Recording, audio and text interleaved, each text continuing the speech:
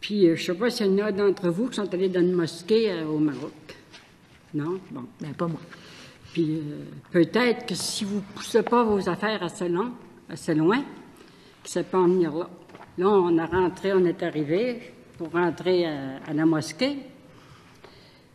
Puis, pour commencer, là, on a pris notre billet. Après ça, ils ont dit, il faut vous enlever vos chaussures. Comment ça, enlever nos chaussures?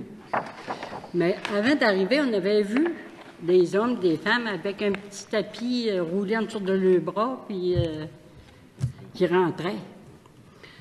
En tout cas, lui, il décide, il dit, on se déchauffe, on y va, on va à la mer. Il dit, on est venu ici pour aller visiter, puis on visite.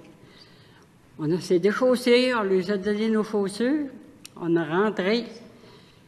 Puis là, en tout cas, c'était comme ici, un grand tapis, là, puis c'était grand. Là, à un moment donné, je lui ai dit, c'est ce qui se passe. Il y avait des hommes à 4 pattes à terre. Voyons, ce qu'ils font là.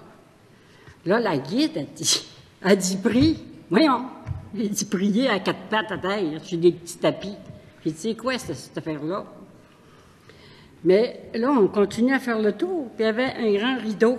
Là, j'ai regardé, mais là, c'était juste des hommes. En arrière du rideau, il y avait seulement que des femmes. Les femmes étaient à 4 pattes aussi, là, puis ils priaient. Mais moi, je suis restée marquée par ça, là.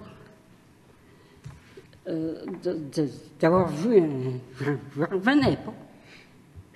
J'ai rembarqué dans l'autobus, puis j'ai dit, ça se peut-tu? Aller prier à 4 pattes sur un tapis. Au Maroc, à Tanger, j'étais dans un souk à choisir des souvenirs. On me fouille du côté droit. Je croyais que c'était mon épouse, mais on me fouille aussi du côté gauche. Je regarde, je vois 2 personnes avec des cagoules sur la tête. Je les ai repoussées et elles se sont sauvées. Qui étaient sous ces déguisements? Des femmes, des hommes? Je ne sais pas.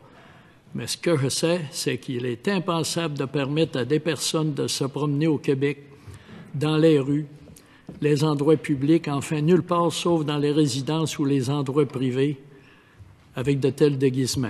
À Istanbul, belle ville, mais les minarets, répartis un peu partout dans la ville, ou les musins, où crieurs font entendre leurs sirènes, leurs chants plusieurs fois, jour et nuit, c'est très dérangeant. Il y a environ 20 ans, je me promenais seul dans les rues de Montréal et j'étais en sécurité. Mais plus maintenant, car les gangs de rue ont pris le contrôle. Et là, certains organismes et dirigeants de partis politiques, dans le but de se faire élire ou réélire, sont prêts à nous faire reculer de 1000 ans en arrière ou plus avec des guerres de religion. Est-il possible que la secte du Temple solaire soit de retour parmi nous?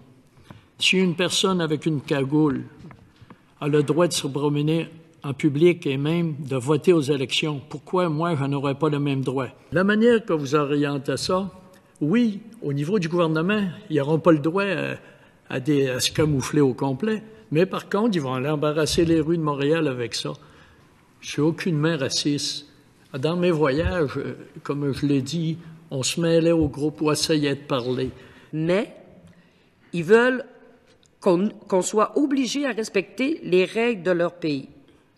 Chez nous, on refuse que nos enfants se promènent avec un couteau, on refuse que les femmes soient battues, on refuse l'esclavagisme, on refuse que nos enfants, et même nous, les adultes, dans les églises, qu'on ait une tuque, un chapeau, une calotte. On doit respecter les règles bon. Oui. Avez-vous d'autres choses, M. Pinault? Parce qu'il reste du temps, puis je veux que vous ayez le temps là, allez-y au fond de votre pensée, puis oui. Je laisserai mes autres collègues des autres partis poser des questions. Oui. M. Coderre, quand il est allé en Afghanistan, ça a l'air qu'il y avait une bonne suite pour le protéger.